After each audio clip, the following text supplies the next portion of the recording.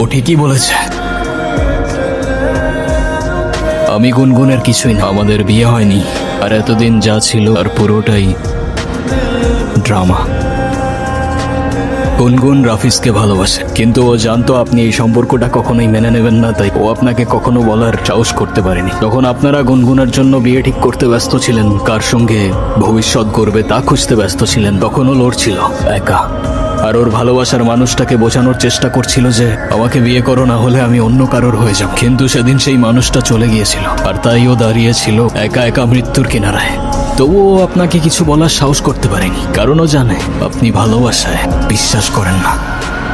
তাই সেদিন আমি এসেছিলাম মেয়েটার সম্মান, একটা নিষ্পাপ, ওর ভালোবাসা আর মর্যাদাটা বাঁচাতে। আমি ওর কিছুই না, সবটাই ছিল অভিনয়, আর এই অভিনয়ের শেষটাও আমি লিখে দিয়ে যাচ্ছি। চলে যাচ্ছি আমি, যদি কোনো ভুল করে থাকি মাফ করবেন সবাই।